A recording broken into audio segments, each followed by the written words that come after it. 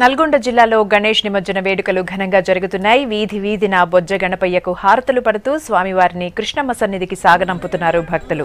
సరైన టైంకి వర్షాలు పడాలని, అన్నదాతలు ప్రజలు ఆనందంగా ఉండాలంటూ ప్రత్యేక పూజలు చేస్తున్నారు నేతలు, అధికారులు. ఆనవాయితీగా వస్తున్న పాతబస్తీ వినాయకుడికి మొదట ప్రత్యేక పూజలు చేసి లడ్డూపాట పాడారు. కోమటిరెడ్డి వెంకటరెడ్డి అనుచరులు ఆయన పేరున లడ్డూపాట ప్రారంభించారు. టీడీపీ నేత కంచర్ల భూపాల్ రెడ్డి కూడా పోటీపడ్డారు.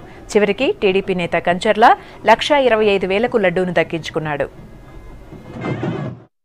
విగ్రహాన్ని పూజలు చేసిన తర్వాత నిమజ్జన కార్యక్రమాన్ని శోభాయాత్రను ప్రారంభించుకునే ఆనవాయితీ ప్రకారంగా కులము మతం అనే ప్రసక్తి లేకుండా అందరూ కూడా హాజరయ్యారు.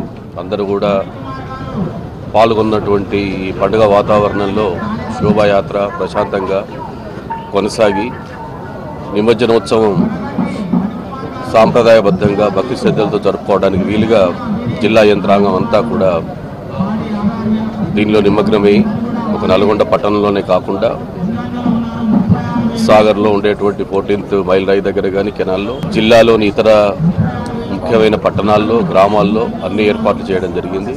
బట్ ఈరోజు శోభాయాత్ర అత్యధిక సంఖ్యలో విగ్రహాల నిమజ్జనోత్సవం జరుగుతుంది.